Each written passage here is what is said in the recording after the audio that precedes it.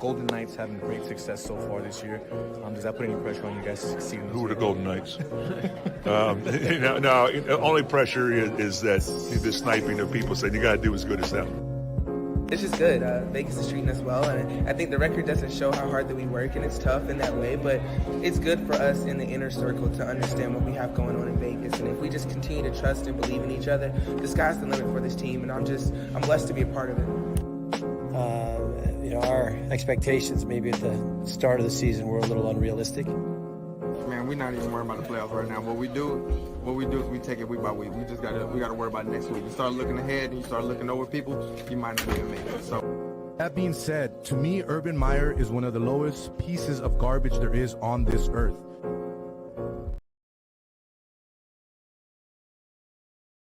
What's going on, everybody? It's your boy Jose V. I am coming to you live from Las Vegas, Nevada. You are tuned into another episode of Straight Bet Sports. I greatly appreciate you giving us a few moments of your time tonight. We got a small show, nothing too crazy. We're trying to stick to a different format, make it a little bit less time consuming and let everyone else get back to their everyday schedule program in their lives. But I got a great show for you on tap tonight. We are brought to you by my personal barber, Eric Navarro of Line 'em Up by Eric. Make sure you hit him up today. Let him know Jose V sent you from Straight Bet Sports. He'll make sure to take care of you. And of course, the outletsv.com.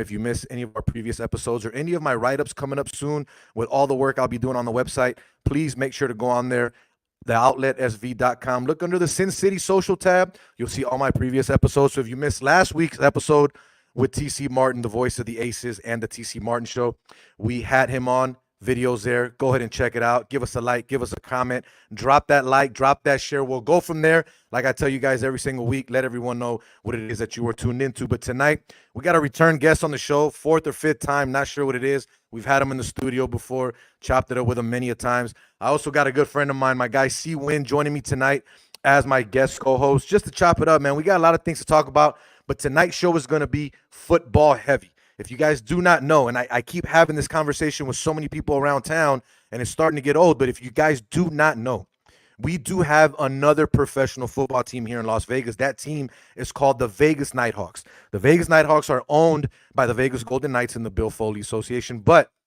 they are an indoor football team, the Indoor Football League. Just remember the AFL, the Arena Football League. That same type of football is being played in Las Vegas, ladies and gentlemen. They play at the Dollar Loan Center in Green Valley, in Henderson out there. If you haven't checked it out, it's a great atmosphere, great arena to go watch a football game and have a good time. But it's also great action on the field.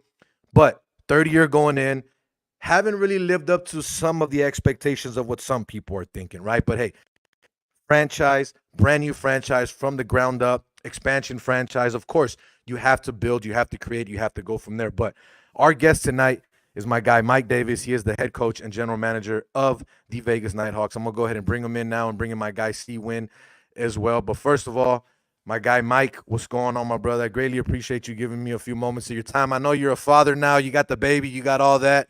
But thank you, man. How you doing out there tonight so far? Good, man. Thanks for having me. It's always fun.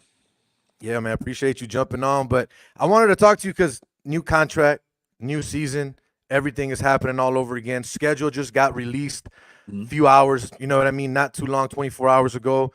So we know who you guys are going to play this year. We know who you've played the last 2 years. But I jokingly asked you, what did you do or what did you say for the Vegas Nighthawks to basically give you this contract, right? But you basically said they came to you. Talk a little bit about that and how all that came to be about. Yeah, I mean, it's kind of like when we first started this whole process, it was like, hey, sports in general is a crazy business, right? Like I tell everybody, you get hired to get fired, and it's not always wins and losses, but it's about how you carry yourself and what you're doing in the community, stuff like that. And going into last year, they had known we had lost 25 guys to the XFL and the CFL in the last 2 seasons. It's not exactly what I expected. You lose 2 or 3 a year, but not 14 the first year, 11 the second year. Like it just we were just getting dismantled, and with what we'd done on in the community and stuff like that. Bill they kind of came to me and said, "Hey, listen, just so you know, we don't want you going anywhere, so we're gonna extend you." And we know that on the field production is not what you expected, but I did tell them it would take 3 years to be a championship caliber team. Kind of in Nebraska, that 3rd year, it started to pop. And what I tell people is most time you get your 2nd and 3rd year players, that's when they start to realize how the game is gone. And, look at the first year, we lost 6 games by less than 8 points. Last year we lost 3 1-point games strictly because of a bad field goal situation. And we lost the game we shouldn't have lost when I was having the birth of my son, and so stuff like that. So it was more of a mutual understanding. Hey, listen, this is going in the right direction. We see the advancement and the progress, and let's see what happens. I mean, basically identical record. You know what I mean? You guys didn't technically go backwards this season. The same thing, but like you said, you guys are moving forward. Everything takes time. I totally agree. 1-2 years, you're not gonna win anything right off the bat, especially when you're an expansion franchise and you're trying to create. But my guy C Winn is in the building now. Finally decided to jump in. He's been busy all over the place today. Guy was on Unnamed Sports Show earlier today with Quan 59 over there at Gorilla Cross Radio. What's good, my guy? How are you doing tonight? Can you hear me? I'm doing great. Good to join you, Jose. Coach Mike McSmith, Mike Davis. Yeah, he's throwing out random last names out there, Mike. But good to join you guys on a Taco Tuesday night, right? With all kinds of sports action going down across the board. I mean, you want to talk about hoops and football, and the baseball season wrapping up with the Rangers winning their first World Series, and then just so much other stuff going down too with the Vegas Golden Knights and beyond. And then we're getting amped up, aren't we, Jose? As Mike Davis and his Nighthawks take the field. It's Mike, Coach. It's going to be happening sooner than later, right? We're talking about late March, for first game of the season. That schedule went out. Yeah. That we got a chance to see. Here before you know it. So, Mike, my question for you is, you had some players that you brought in, right? Some local guys. You had some guys. Darius Geis was probably the biggest name that was talked about last season in the IFL, not just in Vegas and with the Nighthawks, but in general talked about because you made that splash with that signing and you turned a few heads. Now, what happened with that situation and what didn't work out with Darius? Darius is a great kid. And I say kid because he's still 24 years old, just turned 25. And I think that some people, because we had another first-round pick here also, Robert Kimdichi. I signed him late in the season. And a lot of dudes that are big-name guys, they say the IFL, I'm going to go in there and I'm going to just cakewalk it. It doesn't work like that, because when you're that guy, everybody wants a piece of that first-round guy because you've had a taste that nobody did. And as you both know, being here in Vegas for a long time, Vegas can swallow you up in a hurry. Mm-hmm. And when you have a name like that, there's some doors that get open for you, and you got to learn how to say no. And Geis is an unbelievable kid, but he can't. What happened was he came back, tweaked his knee early on in camp. We scoped it, got him back healthy. Then he like sprained his foot, and at that point, it was just like, hey, listen, why don't you go home and be with your son and figure out what you want to do. We still have a conversation. We still talk all the time, and he's going to get other opportunities. Like, he's got people beating down his door, you know. But when he was here, he was utmost professional, just like you're supposed to be. It's just, it takes a certain type of dude to be in Vegas. Is there anybody else that you're looking at right now? Obviously, you got till March for the season to come around, but is there anyone in particular that you're already looking at? Any type of projects, maybe of guys that did hit the league or had that type of potential? Like you said in previous shows with me, to you, it's about getting them to the next level. So have you seen any of those guys that are just sitting there that the IFL might be that opportunity for them? Yeah, like, honestly, guys, like, I'm changing a little bit of my recruiting strategy this year, just because I can't. Like, if I was the Silver Knights and I was losing guys to the Golden Knights, it's easy, right? But for me, like, this is my livelihood. This is Bill's little project, and for me, it's about winning now. Yeah, I'm always going to help guys because I think that's what I was put on this planet to do, and is to help young men succeed on and off the field. But for me, it's time to be a little bit more selfish. So you'll see some guys here in Vegas that have been there and done that may get an opportunity, but they're going to have to really, really play well to get that opportunity. So, you know, I expect to lose 1 or 2 guys, not 10.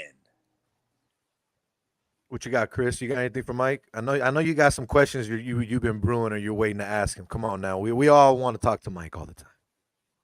What you got, Chris? Well, I just want to make a comment because Jose, you and I, we got a chance to cover some games last year. I had some interaction with Darius Geis when he was down, right, Mike, and he was injured last season. And I'll just say it flat out. Look, I understand that he's had some issues off the field that were dealt with, but he's an engaging guy, man. Hanging out with him and some of his teammates, you know, with some downtime during those games on the sidelines, right?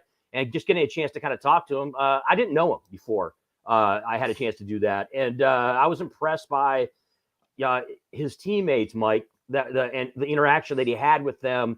There's no question about it. When you talk about him, he's a guy that, from a talent standpoint, is an NFL guy. I mean, there's no question about that. And I do think he's going to get an opportunity moving forward. I don't think the door has been closed on him yet. But I just want to say, flat out, given that he has had some off the field issues, which a lot of young players do, right? When you're coming out of college and you're a high profile guy, you're coming out of a program. I mean, Mike, you played at Virginia Tech. I mean, he came out of LSU. You're talking about programs that are top tier in the country, and the expectations are high. And then he ends up in the NFL with the Washington Redskins, and it's like, injuries, and it just doesn't work out great. And this is when you're talking about leagues like the IFL, you're talking about these leagues that aren't necessarily the NFL, right? Or if the CFL, go on. It is littered with stories about this where guys are looking for that redemption chance, right? An opportunity that to kind of redeem themselves and get back to the level they expect to be at. And so I think that he is absolutely a candidate for that. And I mean, we've seen it already today with Martavius Bryant. Who played here on the XFL side, right, here in Vegas. Vipers, yeah. And now he's getting an opportunity with the Dallas Cowboys on their practice squad, and we'll see if he ends up shaking out there. But my point being is that this does look like an opportunity, and I'm sure, Mike, that you got some other guys on your roster that are also looking to take that jump as well, too. For sure. But people forget, Martavius Bryant played in the IFL for 4 games. I didn't know that. Wait a minute. When? I had no idea about that. Exactly. So Martavius played in 2021. Yeah. Martavius played in the IFL for the Mass Pirates. Yeah, so not a surprise at all. Yeah, that. But he's a guy who, guys, let's be honest. Like, the one thing you can't teach in this world is speed. Oh yeah, speed. Period. And if you have it and you can learn how to harness it, I mean, jokingly, Jose, we were talking about, like, look what Odom's done at UNLV. That's the fastest team they've had in years across the board, right? So when you find dudes that can do that, the sky's the limit. And that's what every NFL team is looking for. So what other guys have you gotten rid of from the roster? Because I know you had some UNLV guys. I know you had Jalen on there. I know you had Flowers or whoever else. You had a couple guys on there, McCoy. Are any of those guys still coming back, or are we going to see a completely different revamped just roster, man? Because I've seen you at some of these tryouts, Mike. And with all due respect, and we're not censored, so I can speak this way. You don't fuck around. When you're out there, you're literally straight with these guys, but you're also in a respectable manner. Like, you're not out there disrespecting any of these guys. You're giving it to them straight. And you're basically saying you want this opportunity to come and get it. So, I mean, you could only stay and be loyal to so many guys for so long, is what I'm saying. I know you've only been here 2 years and that's all you have, but are you still bringing back all these guys, or is it going to be fully revamped? Not all of them. The only guy currently, and there will be some others that get opportunities. Some of the guys but the only returner we have signed locally from last year is Gabe McCoy. That's it. Okay. I haven't, because I have to explore what else is out there. Not saying that guys, having local guys is a benefit. Don't get me wrong. You know what I mean? But sometimes you figure out, sometimes local guys think they have an advantage and they don't, because this is still business, right? Against anybody, like, it's just like they're trying to thrive and provide and move on to the next level. So are myself and my coaches. Like, for me, maybe not so much, but coaches and understanding what it takes to get to the next level. I mean, small story, the new interim GM for the Raiders played in the UFL against me when he was playing for the Lexington Horsemen way back. Wow. Like, it's just, guys get opportunities. And the one thing I will say that the IFL helps is it helps guys learn how to be a pro and work on your work ethic, because you have to be that much better than everybody else right now to get that opportunity. Martavius Bryant was the 10th best receiver in the IFL when he played. And I can show you film of it. But he had been there and he'd proven and done that. So it's easier for him to get another chance. A guy who's never been there has to do everything right and then some to get that opportunity. Once again, Jose V, my guy Chris Winn, Mike Davis, head coach of the Vegas Nighthawks, joining us live here on Straight Bet Sports. Remember, guys, if you missed any part of the show, theoutlet.sv.com, click under Sin City Social tab. You'll see the previous shows on there. And not only that, Twitter, YouTube, Facebook, Straight Bet Sports. We are live now. And, of course, if those are your platforms, go on there and check us out. If you don't want to see our faces, but you want to hear the audio from these shows, we're on Apple, Spotify, Anchor, all that stuff. You can find us. It's absolutely free. It costs you nothing. And I'm going to ask you again, like I ask you guys all the time when I do my shows, drop that like, drop that comment, press that share. We'll go from there. Let everyone know what it is that you are tuned into tonight. But, Mike, what are your true expectations, brother? Real talk. Like, obviously, we know what the first two seasons were. We saw what you did, what you've had. Aside from what you want to do on the field, is there anything else that you want to do with this team, whether it's the fan base, whether it's off the field, whether it's inside the stadium, whether it's inside the locker room? Take away the football aspect. Is there anything else you're trying to do with this organization? You know, I mean, I would like to be out in the community a little more. I mean, our community people do a great job. I mean, we're probably out 2 or 3, 4 times a month. Once a week. But these guys, the benefit of our guys is you can get right up next to them and talk, have a conversation with a tangible product, right? It's not like you're not walking up to Max Crosby and you got to have 35 security guys around him to keep people from beating them down. You know what I mean? I mean, these guys are everyday Joes, and if you walked up to them, you wouldn't realize half of them are who they are until you start having a conversation. Like, you know how many people know who Darius Geis was until he told them their name? They just don't know, right? But they put it together and stuff like that. So that's probably the biggest thing for me is, if anything I can do to help, the fan experience, All my social platforms are open. I had somebody ask me, and I don't normally respond to fans and things like that, but if somebody says something, hey coach, what about this? I'll tell them. I'm not gonna get myself overwhelmed with responding to fans, but I've seen some people post on the fan forums and stuff like that. I've responded because that's something that I can do. Hey, you tell me something's wrong. All right, well, let me try to fix it. Gotcha. So look, I definitely want to talk some Raiders football. And that's a great thing to hear. Seriously, football, Mike. But I want to see what Chris has. Myself getting a chance to cover the Arena League down in Orlando for a number of years. I had a chance to have a relationship with some of the players and go out and about, have a couple cocktails, have a couple beers or whatever with them, and just kind of get to know them. Now, I wasn't a fan; I was in the media, but there's also the dynamic of being close in age and just regular guys, right, out there grinding away, trying to make a living. And that's exactly what it is when you're talking about players in your league and coaches in your league. So that's great to hear, that yourself, along with your players, are engaging with the public in that way. I mean, look, you don't have to respond to everything that every fan chimes in about and says, but like you said, when there is, legitimate comments made or legitimate questions asked, there's no reason why players can't do that. And by the way, that goes for Max Crosby and Jimmy Garoppolo and the Las Vegas Raiders as well too. And there are other athletes in this town that are in other leagues that do engage with the fans on a more personal level. That's a good thing. So I think that's always a positive that your organization, yourself, and your organization are doing that. Absolutely, we'll always be like that.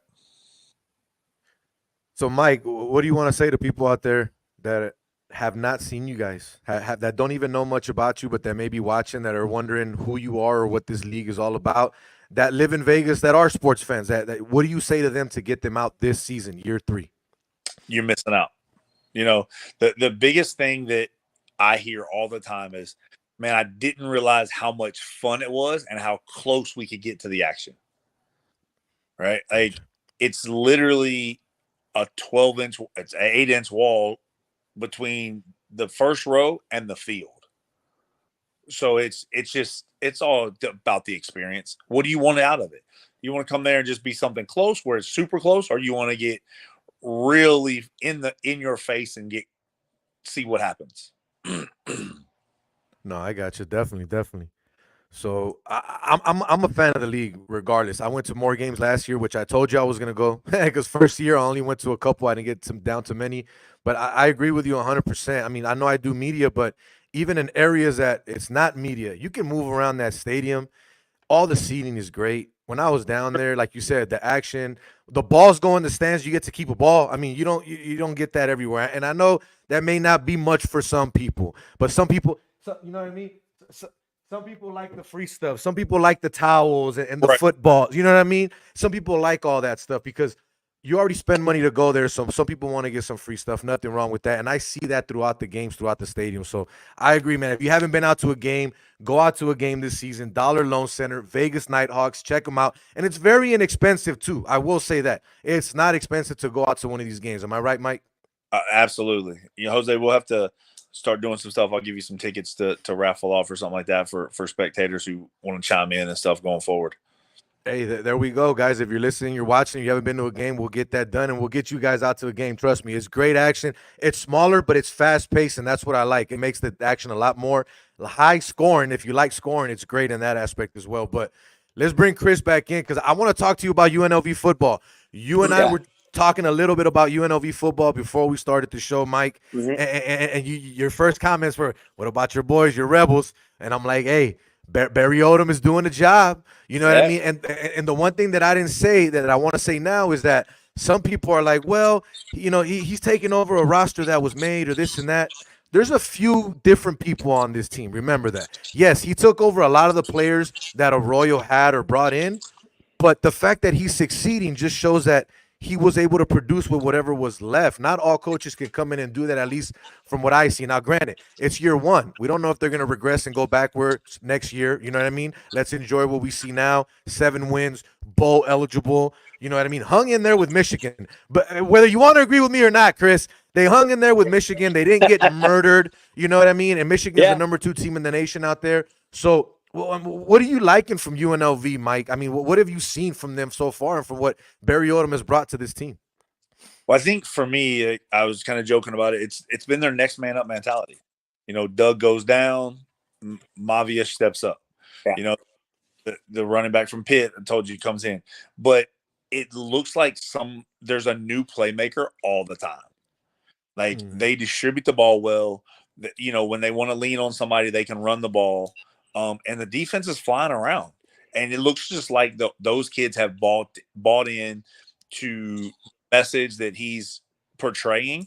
And kudos to him, man. Like, people don't understand how hard it is to start an expansion program or taking over a program down in the dumps and underachieving per se for many years, and to turn around and do that in instantaneous, you know. And I joke about it because we live in an instant world. That's the problem. Everybody and their brother wants instant success, and he's getting it.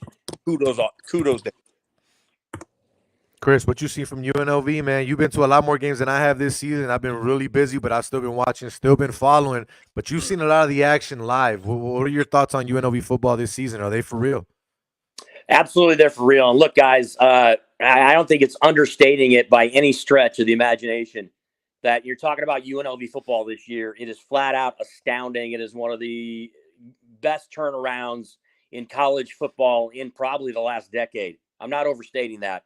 And you do have to give Barry Odom a ton of credit. I also give Eric Harper credit as well, to the athletic director here at UNLV. I think he's been able to, push all the right buttons, make the right moves, and bringing Barry in here. I mean, look, and Mike, you're well aware of Barry Odom and what he's done as a coach. It hasn't been all sunshines and rainbows for him, right? As far as his coaching career, but it seems like it's been a tremendous fit here in Vegas, right? It seems like they've been able to kind of get it done, and to be able to turn it around and Mike, you is the perfect word, instantaneously, right? I mean, are you kidding me? This team was an irrelevant college football program. It was an irrelevant college football program for a long time. Okay, as long as I've been covering it since 2010-ish, right? It has not been a team that you necessarily think of at all on the college football spectrum. And now you're sitting, on the cusp of being one of the top 3 teams in the Mountain West without question, along with Fresno State, which they go into a game there where they could have easily gone into overtime in that game if a solid wide receiver makes a catch there. That game goes to OT, and who knows what happens. But Air Force gets knocked off by Army this past weekend, so now you have a situation where they're right there in the mix to win the Mountain West Championship. So, Jose, you brought up some of the key players. Obviously, Ricky White's been solid at the wide receiver position. You love the production you're getting in the backfield from those guys as far as the running backs. And then, of course, Jade Maeva, a local kid, is able to step in when Doug got hurt and has overachieved, quite frankly, to be honest with you. And they just laid an ass whooping on New Mexico last weekend. And I mean, look, they're going to beat Wyoming on Friday night. I think they're going to knock off the Cowboys on Friday night. I mean, Wyoming's been kind of an up and down team this year. You don't really necessarily know what you're going to get with that team. And then you got the showdown with Air Force. So, it's a team that absolutely already is bowl eligible. But we'll just see how good they can be in the Mountain West moving forward. But I've been super impressed without question. Well, I think, one thing you're getting from Wyoming is their defense is going to. Yeah. So it's good to see how that offense plays. And you got to give hats off to, like, Coach Odom has come in and brought, was it Brennan Marion's the OC? Yeah. The kid is, like, he's relatable. He understands. Like, he's got – everybody wants to play in a high-flying offense these days. It's just like the Fab Five back in the day in basketball. Everybody wants to run and gun and throw lobs and stuff like that. But that's literally what it's translated into football. I mean, you look history. I mean, Georgia is not really fun to watch right now unless you love defensive football. But you look at the Oregons, the Washingtons, the teams that are moving and shaking right now, like Florida State. Like, it's an offense-driven world right now, and that's what kids want to do. And Jose, I believe I said to you when he first got hired, if he can just start getting some local kids, which he did. Yep. Watch how many local kids want to play in an offense like that now. He's doing what other coaches couldn't do. He couldn't get the right local talent. And Chris, you and I know that before Mike got here, that was always the conversation on radio with us. Heat Wave Sports, anything we ever did, and we talked college football and we talked UNLV, even college basketball. When we talked UNLV, it was always, why can't we keep the local talent? Why can't we go after it? Now, granted, you may not get that 5-star kid that's going to go to Oklahoma or anything like that. Exactly. But you can still get those talented star recruits that are out there that no one else is trying to fully get, that have that talent. And again, when you're keeping a local kid and you're keeping him happy and he's going to play and he's going to be able to produce for his hometown team, that changes everything up. Again, I'm not a coach. You're a coach, Mike. You've done the recruiting. You still do it as a pro outside from college. But he's got to be telling these families and these kids a lot of good things that Arroyo and Sanchez just couldn't do in the last couple of years. I mean, was Sanchez, and nothing against them because I don't know them, but were they even recruiting the local kids? I don't think they were trying. No, well, here's the thing, guys. Here's the thing, though. It's not necessarily the local kids. So I'll go back to what I was saying about the 5-star, right? When it comes to UNLV as a program, it's not necessarily about keeping the Steven Jacksons here, the Ramadre Stevensons, right? The Brevin DeMarco Murrays, guys. Yeah, you're not getting – those guys are going to go to the Oklahomas, the Miamis, the programs that are named programs. Mike, you can speak to this as well as anybody, not because of the player you were, but because you're a coach. And it's about, to me, when it comes to college football, it's about coaching up those guys who are 2 and 3 guys, right? It's about coaching up the kids that were 2 and 3 and sometimes 4 stars. If you occasionally at UNLV can get that 4-star player that wants to stay at home, right? Play in front of the family, that Barry and his coaching staff or somebody on his staff can keep that 4-star here. That'd be great.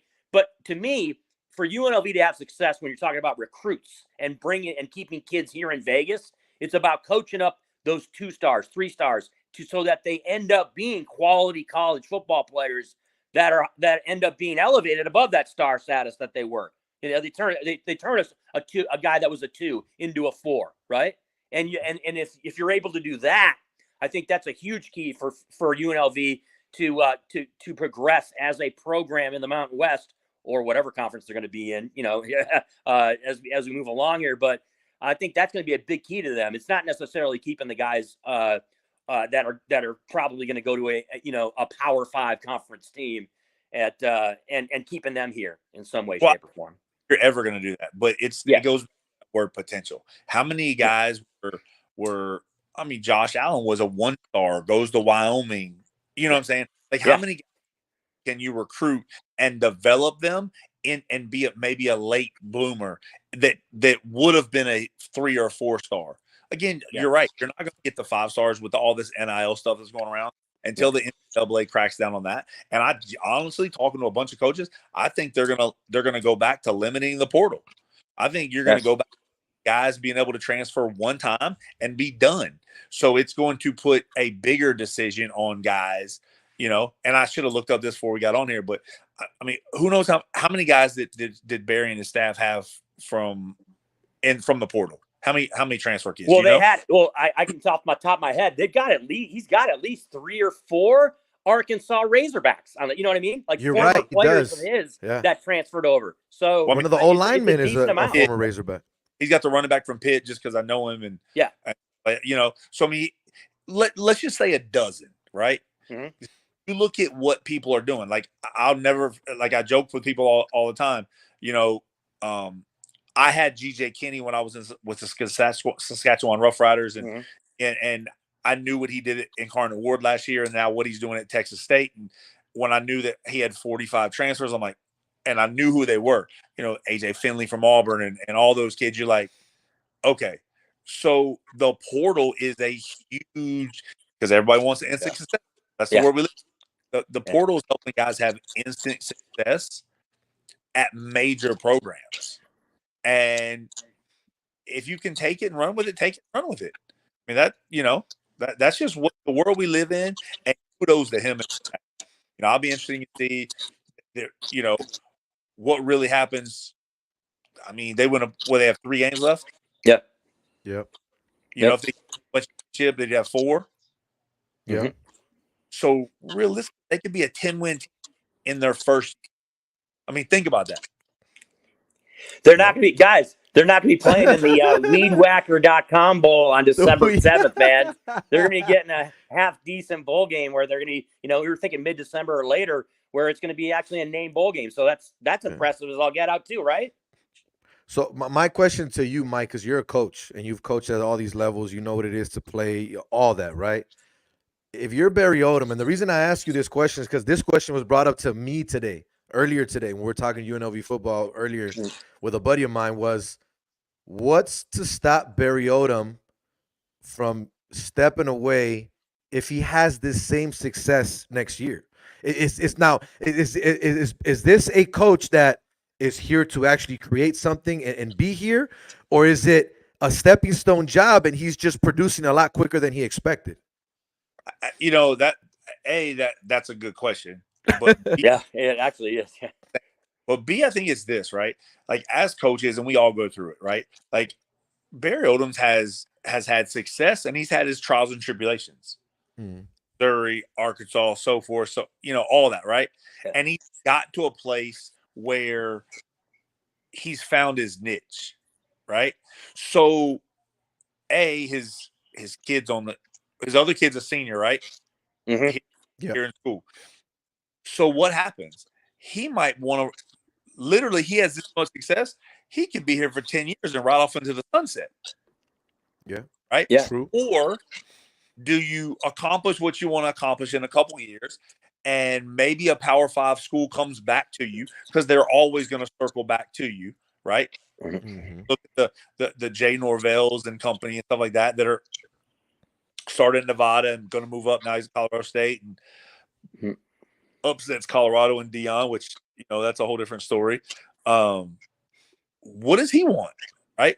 Like, what is as a coach, you always want to talk about, hey, I want to help the kids, I want to do this. But deep in the back of your mind, we all think about it. And don't let anybody tell you they're lying. What are people going to say when you're done coaching? Yeah. Oh, he was an underachiever. Man, what he did at UNL is amazing. And maybe he learns what he did now, and you get him back in a Power 5 school, and he blows the top off of there too. But I think it's a little easier to recruit UNLV for him as far as getting the 2 and 3 stars, rather than having to deal with all those kids at a Power 5. Yeah. And not only that, with the Power 5 experience that he has, he knows what that type of recruiting is. He knows how hard that is, especially in the SEC. You know what I mean? So for him to have that harsh experience, and again, I've never coached, I've never recruited, but for him to have the SEC experience of recruiting and know how hard that is when you have the Alabamas and all these other teams that are there taking all these guys, yes, you're dealing with that again now, but on a softer level, right? Because you still have a lot of talent that's left here in Vegas, and not just in Vegas, in Nevada in general, right? That's not being tapped into. Because we got a lot more schools. It's not just Las Vegas. It's all of Nevada. You know what I mean? There's talent all over the place. But to you, let me rephrase it. To you, you're Barry Odom. You're in this situation, right? Next year, you win 10 games. Let's say they finish at 10 games, go to the Mountain West Bowl, whatever, win that, go to a bowl game. Win or lose, doesn't matter. Make a bowl game. You go 10 wins again next season, same scenario. The SEC, you know what? Forget the SEC. The Big Ten comes calling. Oh, hey, and it's a smaller school. It's not even a big school. But we need you to come in here and help us out. We need you to come in here and take this job. I'm out, right? Are you out, or are you staying? I mean, again, this is just you giving me your opinion. Got a pretty deal here at UNLV, though. Like, right? I don't He does. Contract is, but Eric Harper paid him pretty well from my recollection. Yeah. Right. Highest paid coach to date, isn't that, Chris? Right. Yeah, he is actually, and I'll chime in on this. Look, and Mike, I got to hear your take too.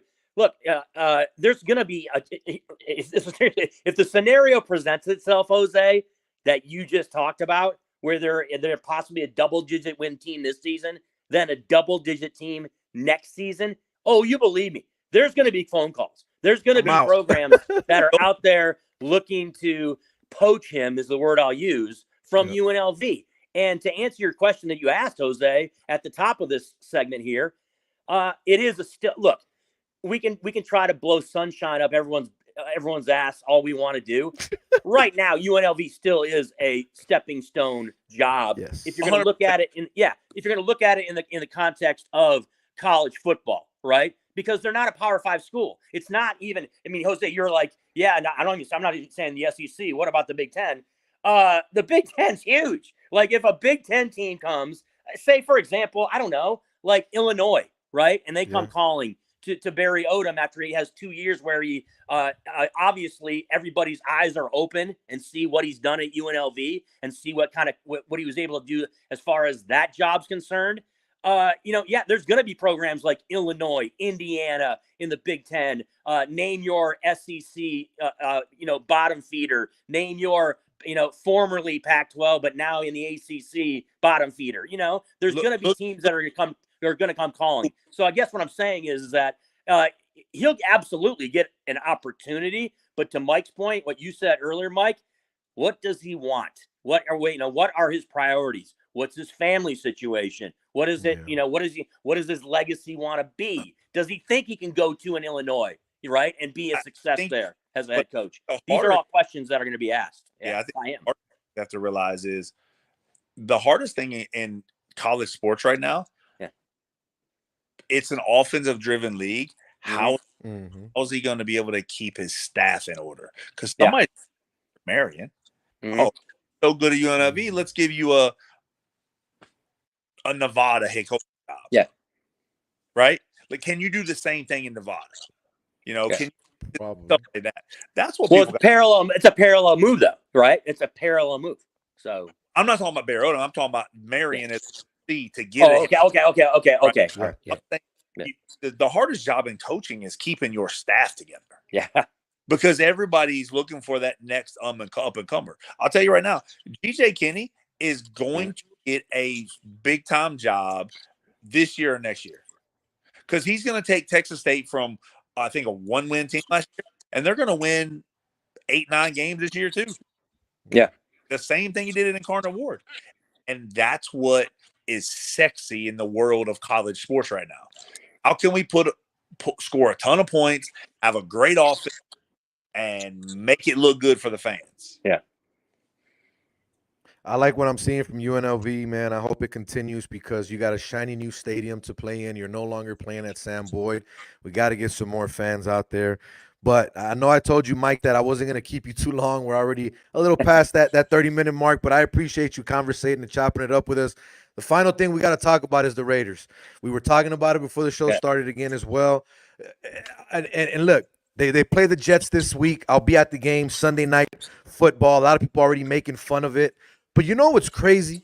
Make fun about this game all you want because they can't flex it out yet, right? That's what they were making fun of because, it's not that weak yet. But, hey, this game still has playoff implications.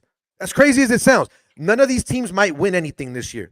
But the Raiders can still make the playoffs, and so can the Jets. The Jets are 4-4. They're not out of anything, but they have a horrible quarterback right now, and the quarterback situation is bad. Everything I'm seeing and reading, possibility Zach Wilson might be benched coming next Sunday. I would not be surprised if that happens, but the question is, who are you going to play, right? Who are you going to start in that situation? We saw what the Raiders did. They finally got rid of Josh McDaniels. As a fan of sports, I'm not a Raider fan, but as a fan of sports, I'm happy. I never wish anyone to lose their job. But respectfully, McDaniels is not a head coach in this league or any league. He's a great coordinator and a system coordinator at that. And it was proven with him being over there, right? All these reports coming out now that Dave Ziegler told him, I don't want to sign Jimmy Garoppolo. It's a bad idea. We shouldn't do it. But that McDaniels was the one in charge, and he made the moves no matter what. And that was his guy. And now look where we're at. He's out. Dave's out. We see what Antonio Pierce comes out and does, right? I was telling you, Mike, is this going to be the whole, Jeff Saturday situation where, hey, a guy comes in, gets a job, wins one game, and then everything else just falls apart at that point? Or to what happened a few years ago? Is this going to be the Rich Bisaccia show? And what I mean by that is it going to be an assistant coming in, taking over during turmoil, fixing this and getting it right, and moving into the playoffs and making some noise. I like what Antonio Pierce did in game one. I like the fact that he said our starter is Aiden O'Connell, which should have happened weeks ago. I'm sorry, because he proved to everyone in preseason, whether it's preseason or not, he proved to everyone that he has some type of skill to play in this league against the big boys, and he should have gotten that opportunity, and now he did. But the biggest thing to me, Mike, and I mentioned this to you, and I don't know how you feel about this because you're a head coach, he's allowing the practice squad players now to come on the team, right? To be with the team. They were all there last Sunday. He said, you're a part of the team. You eat with the team. You practice with the team. We want you here. Obviously, a lot of it could be show. You want to be in the media. You want to show that you're a team guy, and you want to get the focus off of your players. But is this all smoke and mirrors, man, or is Antonio Pierce legit in your eyes? No, I think I'll start with the practice squad. Like, the Raiders wouldn't have success. No team would have success without the PR guys, right? Yeah. And those dudes for a home game, absolutely, it puts more people on the sideline. But they should be able to do balls. Now, granted, they're not going to travel programs, and that is what it is. Mm-hmm. I in the dude from that. I think we talked about it. He was in the top in New York. So Coughlin was that old school dude that I think allowed the practice squad guys on the sideline too, right? Yeah. And for AP, I think that it's just he's got good people around him, right? Guys play for him. He's relatable. He's a no-nonsense guy. And like I told you, okay, they're supposed to beat the win last week. Yeah, you got to beat the Giants. They're supposed to beat the Jets this week. And then let's see what happens with Miami and Kansas City. Yeah. Now you come out and go and beat Miami because Miami, who knows what Miami is, and you're still going to Sunday the November 26th, I believe, it's Kansas City. Mm-hmm. Now we're cooking with grease. Yeah. Because at that point, if this happens the way we're saying, the ball is now rolling downhill and momentum is tough. Do you think the Raiders could still make the playoffs? Ask me in 3 weeks. Hey, listen. From the start of the season, I told somebody I thought the Raiders would sneak into the playoffs this year. Mm-hmm.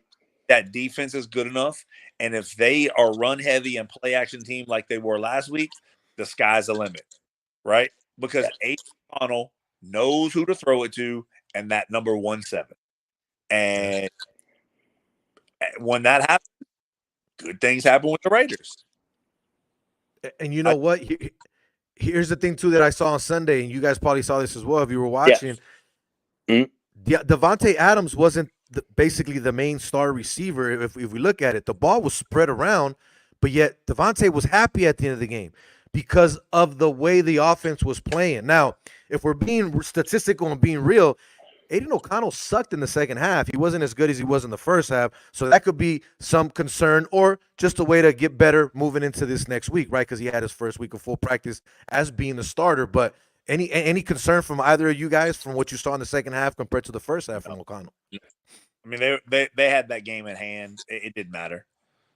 It wasn't I have no concerns with it. Like I said, I'm anxious to see how they play against a good Jets team.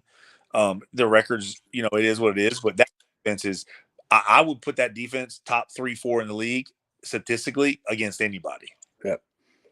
And I'll start off my comments on this, guys, by saying your brethren, Jose Volante, I was watching him this morning, Craig Carton over there in New York, a fellow Jets fan, was chiming in on his expectations on this matchup between the Raiders and the Jets. And I pretty much agree with him.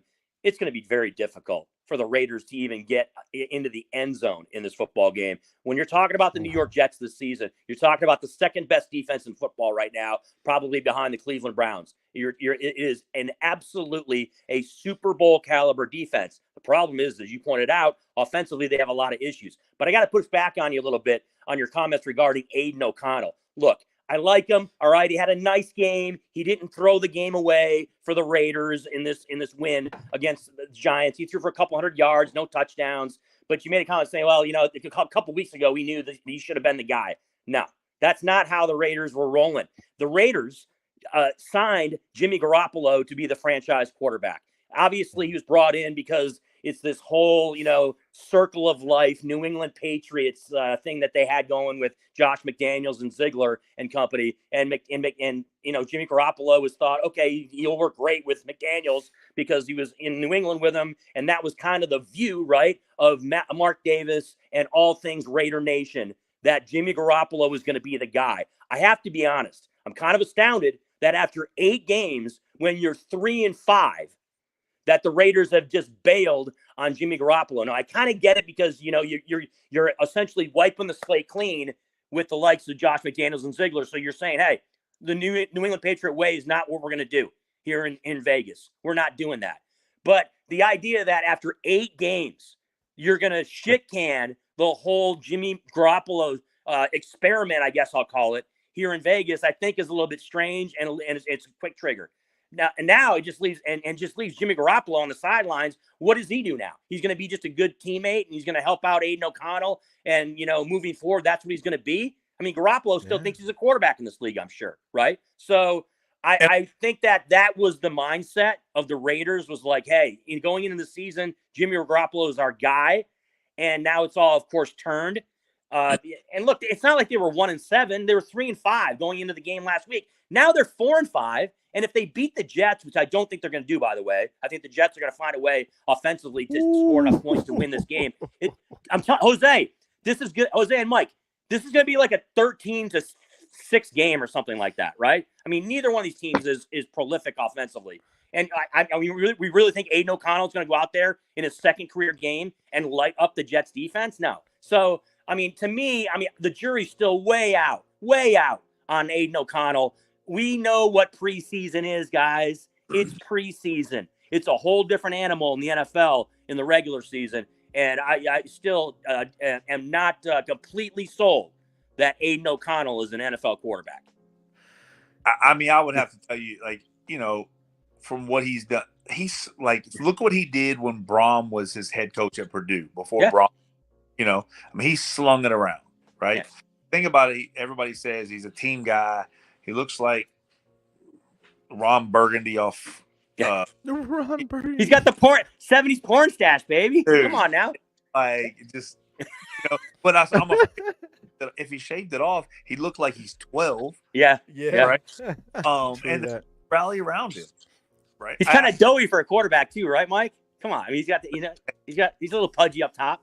Every quarterback needs a little fat cheeks. Yeah. They're. Again, I'm not going to write him off yet, just because it is what it is. He was I think he was a 4th round pick for a reason. Mm-hmm. Yeah. But again, I do think that this whole game again will be a 9-6 or a 10-6 football. Exactly. And if it's anything else than that, I'll be shocked. Yeah. But who knows, right? Who's the better kicker? Probably Carlson. And I'll say one more thing, Jose. And Jose, I got to get your response. Mark Davis has got to take a lot of the flack for this. Mark Davis, all of it. And I've said not this, a lot, I said all this of earlier it. today. All of it. I said this earlier today. Mark Davis is not a good NFL owner, okay? He's been a solid WNBA owner. The guy's won back-to-back WNBA championships, right? And Jose, you and I, we cover the Aces. And Mike, you've been to games. Look, the Aces are the gold standard, right, in the WNBA.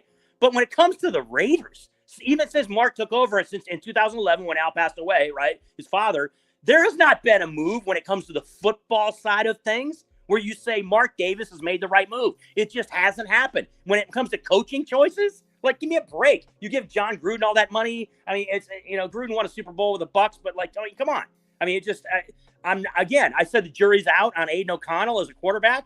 The jury's way out on Mark Davis as an NFL owner when it comes to football. How about this? Hire a general manager that handles the football stuff.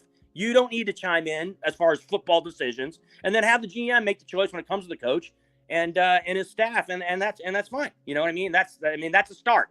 I mean, it's not like the Raiders have been some bastion of glory since Mark took over. So, I mean, I know I'm kind of bashing him here, but I like Mark. I think he's an engaging personality. I love his bowl cut. I love his outfits that look like he got rid of it last week. He has a real haircut now. He buzzed it up nice. Yeah. Yeah, he has a real haircut. If you guys haven't seen, he got rid of the bowl cut. But look, I'll jump on that real quick. I'll be honest with you. I'm not a huge fan of what Mark has done with the Raiders. I'm a huge fan of what he's done with the Aces. Obviously, he's very smart, bought the team at the right time and was able to spend the money the right way, brought in Becky, knew what he was doing, let them build the team the way it had to be built. But he hasn't been able to figure that out with the Raiders. What's that, Mike? Oh, for cheating, though.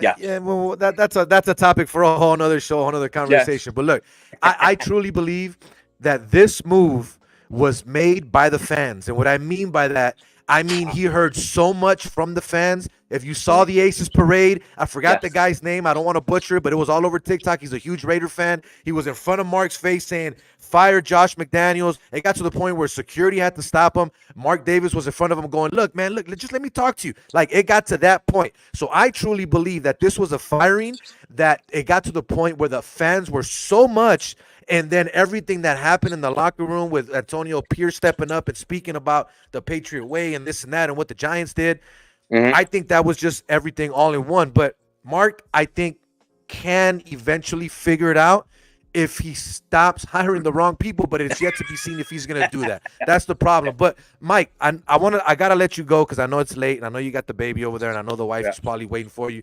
But I do want to ask you a question. You as a head coach, I'm not sure if you saw, but did you see the report that came out from Jay Glazer when he was talking recently about what happened in the locker room with the Josh Raiders? Yeah. Yep. Okay. So my question to you is, do you like when the media, no matter how big or small the media member may be, when media members do things like that? And what I mean by that, I like Jay Glazer, but listening to the way he came out with this report, it's kind of like, I'm a tattletale. I found out what happened and I want to start more problems. Because at the end of the day, you're just going to create more animosity between Antonio Pierce and Josh McDaniels with what you're reporting now, right? Isn't that the type of stuff that you kind of want to keep in-house? I mean, yeah, but that's the world we live in, right? The Jay Glazer of the world are paid to dig and dig and dig and report stuff like that. Jose, think about it like this. If you or Chris would somehow been able to break that story, what would have happened? Yeah. You would blow the hell up. I'd be working at NFL Network, baby. I'm telling you. But think about it, right? Like, first of all, if as a head coach, if you like, and this is not me taking up either side, but if you're Josh McDaniels and you ask AP to do that, and he speaks on his experience from when he was at the Giants and they went in and beat the undefeated Patriots, as I don't care how you feel as Josh McDaniels, that's when you bite your damn tongue. Yeah. Right? Okay, cool. He said it. I'm not happy, whatever. Maybe say, hey, man, damn, that was a little harsh or something like that. Don't come out and say, don't talk about my team like that. No, that was your team. That's not your team anymore. Do I think he's up back there? Yes. But so there's too many eels. You know, what's that? The hills have eyes. Well, exactly. Yeah. There's too many eyes and ears walking through those walls, and you just got to be smarter than that, right? And I just think that it was when those players went to Mark Davis, which then it got out in the public, and Mark I think he was basically handcuffed. He said, shit, I better do this now, or I'm going to lose the whole locker room, and then what do I have? Exactly. Man, it is interesting, move at the though, right they bring time. up the fans, though, pulling that trigger. You know what I mean? Because I thought about a conversation that Ed Graney, our mutual colleague over ESPN, had a conversation with Ken Thompson tonight, and they proposed this, right? Now that Tom Brady, who has not yet been approved to be a minority owner of the Las Vegas Raiders, he is a part owner with the Aces, but because they've now formed a relationship, right? Tom Brady and Mark Davis, it was they were discussing the possibility. Hey, do you think Mark maybe was talking to Tom about Josh McDaniels, right? And whether or not Tom Brady thinks it's a good fit to have Josh McDaniels here in Vegas as the head coach. I'm not trying to start any rumors there or anything. I'm just tossing that out there as because you brought up how the fans could have had an impact on Mark.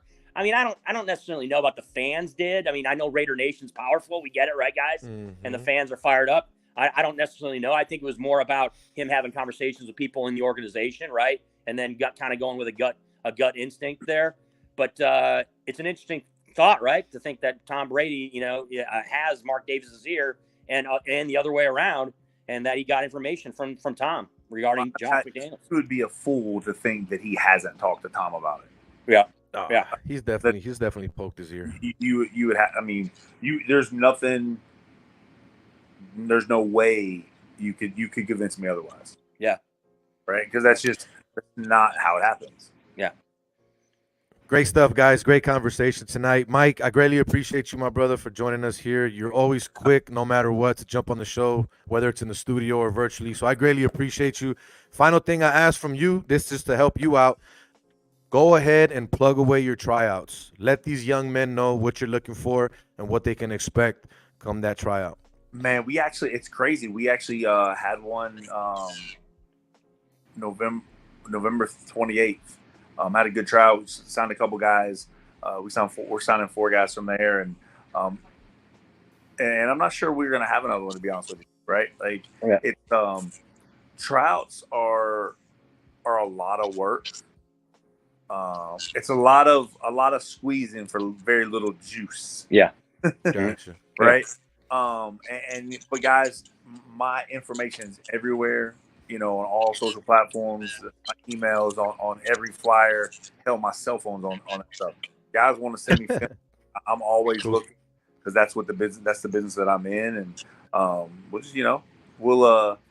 it'll be fun to watch this. Trust me.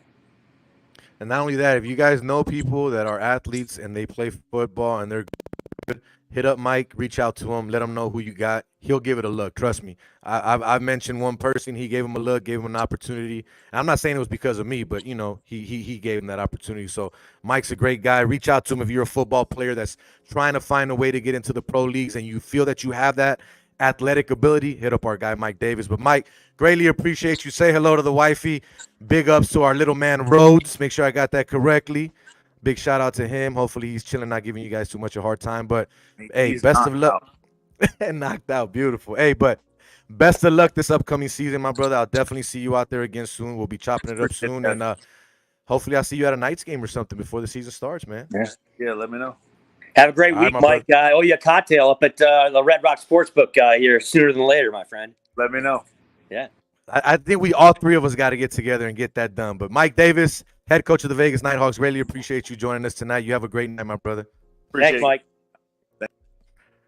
No doubt, hey, right, Chris. Jose?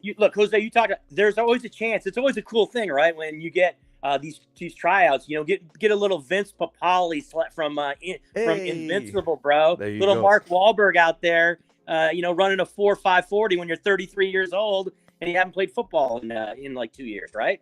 So yes, hopefully sir. Davis can find like time in the rough like that. So I know we took a little more time than we said. I was only trying to do a quick little 30-minute podcast tonight. It lasted a little bit longer, but that's what happens when you're having a good conversation. Not scripted, not written, none of that. We're not reading off a teleprompter. We're just having a good conversation. It ends up lasting longer than you expected, right? So I want to end this show with this topic real quick between me and you, Chris. I know you'll be there tomorrow night. I'll be there tomorrow night. UNLV basketball coming in, season opener, playing Southern. Obviously, not a powerhouse, not a big name, but those non-conference opponents you got to get through before you get to the conference schedule, right? What are you expecting from UNLV basketball this year? Oh, it's a team that's definitely going to be improved, Jose. And much like the football program, right, where you expected some type of improvement, that's exactly the situation when you look at the UNLV Running Rebels. I, unfortunately, will not be at the game tomorrow, Jose. I will be there on Saturday as they send Anderson Hunt, my good friend, and you're well aware of Anderson as well, too. They are raising his number to the Raptors on Saturday. Tomorrow, I will actually be at the Vegas Golden Knights game. The Vegas Golden Knights hosting the Los Angeles Kings tomorrow night. So I'll be at T-Mobile Arena for that game. But I'll have one eyeball on the scoreboard there. The reason why is because it's the Vegas Golden Knights, and it's the UNLV is playing Southern. Okay, there shouldn't be. Although let's be honest, there's been some surprises already here in college basketball. Off the top, my men's and women's State Spartans went down to James Madison. Hey, don't sleep on. You know what though? Don't sleep on James Madison this year. Do not sleep on. If you're a bettor, I'm not talking about winning a championship, but if you're a gambler, do not sleep on James Madison this year. That's all I'm saying. And then tonight, Vanderbilt goes down to Presbyterian. I don't even know if Presbyterian is Division I. So the Commodores lost. Jerry Stackhouse very fired up and upset right now. Jose Vellante that his Vanderbilt Commodores lost. So I guess it's not out of the realm of possibility that Southern could make that a game with UNLV, but I fully expect them to be solid. Look, DJ Thomas, he's the real deal, right, Jose? We're talking about one of the top recruits that UNLV has gotten in the last, 10, 15 years. He's a guy that was a five-star guy, essentially, could have gone and played anywhere from Kentucky to Duke and across the board, and decided to stay home and play at UNLV. Look, this is the deal, all right? This is a name program still. I get they've been a program that as long as we've known, they really haven't been good at all, but they're still a name program, and the fact that they still send guys to the NBA on a regular basis, despite the fact that they've been kind of a bottom feeder program in the Mountain West Conference, not even like a big time Division I program that we can talk about, is important for them. And to be able to get talent like Thomas and some others that they've able to get in the mix as well too, and through the transfer portal, it is a UNLV team that's definitely they're picked in the the top 6 of the Mountain West. We'll see exactly how good they are, but it's a big year too for Kevin Kruger, right, Jose? I mean, Kruger's got to at least show some results that the team is improving and that the program is going in the right direction. C. Winn, my guy, I greatly appreciate you. UNLV basketball back at home tomorrow night to start the season. And again, if you're in Vegas and you're a hockey fan, Golden Knights taking on the LA Kings. That's always a great matchup when you got the cross-state rival coming in right over here to have some fun with us. But Chris, I greatly appreciate you, my guy. The one thing that I will say out there for everyone that's a gambler, because Chris and I, we're our casual bettors, if you want to call it that. Novice as it gets, my friend. Come on now. Novice as it gets. C. Winn special. The one thing that I will say, I'll be giving out a lot of college basketball plays this year for free. I'm not a VIP or do anything like that. Yeah. But the reason being now, William Hill, baby. Big shout out to them. They upped their game. I could do player props. I can do all that, which I didn't have access to last season. If you guys remember, you were watching me. I was giving out a lot of player props from DraftKings that I couldn't bet on, but still trying to give it out to people, and a lot of them hit that last year. I'm going to start doing that this year. Hopefully you take that ride with me. Hopefully we'll make some money together. Remember, I'm not a VIP. I'm not charging you. So if you lose, don't get mad. You took an opportunity with me. Let's ride together. But Chris, any final words before we go, my man? Yeah, looking forward to another busy week, right, Jose? From college hoops ramping up. The NBA is still in full swing. We got obviously. I'm getting pumped up for a matchup in Los Angeles next weekend. I might be heading to the game, Jose, as the Chargers host my Detroit Lions. My Detroit Lions. We didn't talk about my Honolulu Blue and Silver boys with Coach Mike Davis, man. Next week, come on the show next week, and we'll talk about it, Chris. To continue their winning ways, my friend. So I'm pretty amped up for this weekend. And then, of course, you mentioned the UNLV Wyoming game on a Friday night here at Allegiant Stadium, where the Rebels football squad will try to continue their winning ways. So, Chris, I'm extending the invite now. If you're free next Wednesday, I'm doing the show on Wednesday, not Tuesday next week. Doing it on Wednesday. If you're free, come on by, hop on in, we'll talk. I'm looking to get Chet Buchanan on. We've already hit him up. It's been the conversation started. It'd be nice to get him on the show, talk a little bit about the Aces. And not only that, all the stuff he's got going on with the Seattle Kraken, right? Because he's still part of that, what he does over there as well. So hockey season is here. WNBA is gone, so hopefully we can get him on the show next week. But Chris Winn, I greatly appreciate you, my brother, for always jumping in with me and co-hosting the show when I need you. I greatly appreciate it. If you guys haven't given him a follow, give him a follow on all things social media, and you can find him on all the radio waves here in Las Vegas, locally and nationally. For Jose V, for Chris Winn, for our guy Mike Davis, you guys have been tuned into another episode of Straight Bet Sports. Remember, YouTube, Facebook, Twitter, theoutlet.sv.com, Anchor, Spotify, Apple, wherever you want to listen or watch, we are there. We greatly appreciate you. Remember, don't drink and drive, don't text and drive like our guy Ken Thompson says. But till next week, I'm out. Peace.